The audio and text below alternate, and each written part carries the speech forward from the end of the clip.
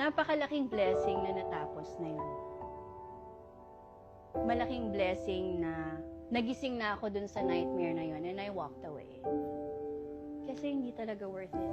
It's not worth wasting my time, my energy sa someone na kinokontrol ka, minamanipulate ka. That kind of life drains you and you lose yourself in the process. So, hindi mo gugustuhin talaga yung ganong klaseng buhay. And minsan, the most powerful thing you can do is walk away and set yourself free. Piliin mo yung sarili mo talaga. Sa una kasi, hindi naman yan magpapakilala. The person I met in the beginning, that wasn't really him. The one I saw in the end, yun talaga siya. Siyempre sa una, hindi naman yan magpapakilala ng totoong pagkatao nila eh. Kasi gagawin nila lahat para makuha yung loob mo. Tapos, kapag nakuha na yung loob mo, unti-unti na yan. Doon na lalabas yung totoong pagkatao nila. At syempre, ako din, sa part ko, nahulog ako doon eh. Naniwala ako sa lahat ng mga pinakita nung una.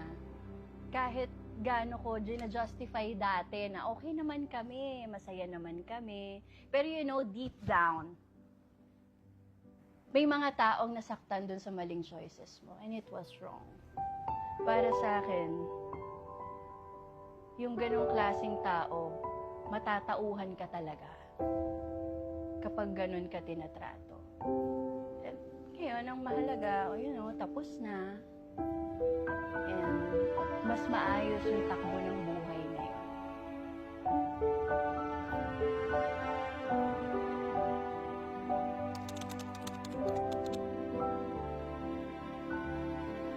Isa sa natutunan ko na kapag ang isang tao, umpisa pa lang, mahal ka na agad, big gestures agad yung ginagawa para sa'yo. Sweet words, ganyan. Nung una akala ko nakakakilig yun eh. Pero hindi. Red flag yun. Love bombing yun. Patibong yun. Parang yung pakiramdam mo na parang ang bilis lahat ng pangyayari. Minamadali ka sa mga bagay-bagay. No, hindi. Pag ganun agad, takbo ka. Kasi umpisa pa lang, hindi na totoo agad yun sa sarili niya. Hindi love yun. Part yun ng manipulation. Isa din sa natutunan ko sa buong relasyon na yun, na kapag pumasok ka sa ganung sitwasyon, na umpisa pa lang, mali-mali na. Mali talaga siya. Kasi alam mo sa sarili mo na may mga tao kang nasaktan.